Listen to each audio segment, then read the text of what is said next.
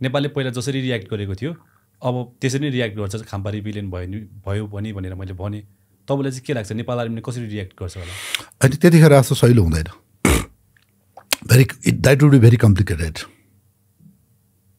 त्यहाँ अमेरिकनले त अहिले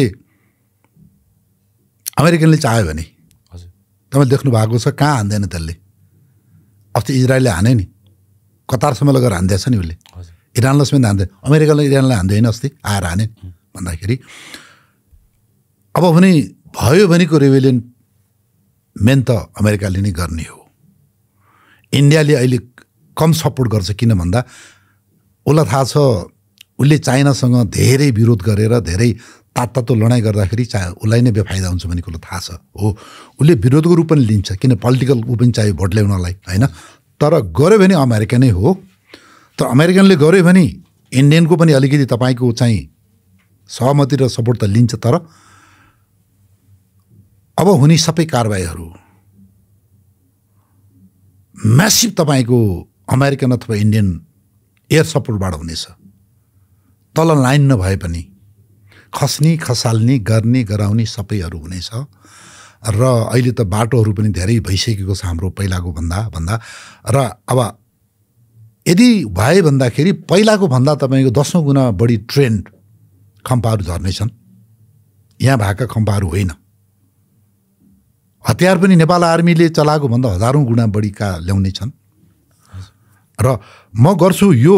मलाई तपाईँको खम्पा विद्रोह हुने कुरामा म 95% म पत्याउँदिनँ अब मतलब त्यो त्यसरी तपाईँको टिबेटमाथि हमला गर्ने गरेर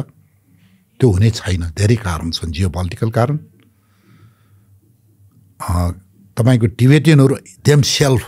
जो टिबेटमा बसिरहेछन् यो moment they don't like it अब त्यहाँ तपाईँको क्यानिबलाइजेसन भने जस्तो अब त्यहाँ चाइनिज धेरै ल्याइसक्यो त्यहाँको टिबेट कहाँ पुऱ्याइसक्यो टिबेटियनहरू अब त्यो भइसक्यो उनीहरूले विकासमा अर्को कुरा उनीहरू आइ पनि सकेको छ अलिक मैले बुझ्छु त्यो कुरा पनि भन्दा 90% नेपालबाट टिबेट विरुद्ध फेरि चाइना विरुद्ध खम्पा अपरेसन हुने छैन भयो भने तपाईँको ट्रान्सनेसनल नेपालको भूमिलाई प्रयोग गर्नुपर्छ भने जरुरी छैन अब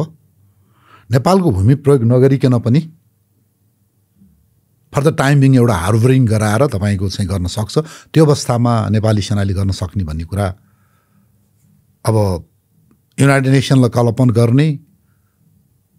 अवश्य मात्रै हुन सक्ला र यस्तो हुन थाल्यो भने चाइना सिधै आएर चाहिँ चाइनाले कुर्ने छैन नेपाललाई कुर्ने छैन अवस्थामा किनभने नेपालकोले अब गर्न सकिने अप्सनहरू धेरै हुन्छ र सिधै यतिखेर चाहिँ के हुन्छ भन्दाखेरि गर्ने मेजर तपाईँको एक्टर रुबी त अमेरिका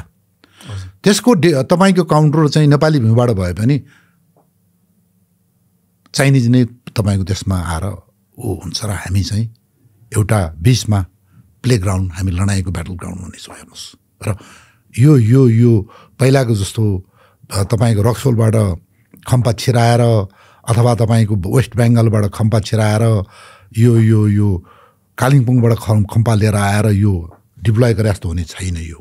कुरा भन्नुहुन्छ यो भयो भने यो यस्तोहरू हुँदैन र मैले भने तपाईँलाई हाम्रो भूमि प्रयोग गरे पनि त्यो क्षणिक हुनेछ ठुल्ठुला हेलिकप्टर आउनेछन् यहाँ लडाइँ गर्ने अट्याक हेलिकप्टर आउनेछन् होइन तर त्यो मैले तपाईँलाई के भने भन्दाखेरि 90% म यसमा हुन्छ भन्नेमा म छैन भयो भने त्यो सिधै चाहिँ अमेरिका र चीनको चाहिँ तपाईँको त्यहाँ प्रत्यक्ष मुठभेड हुनेछ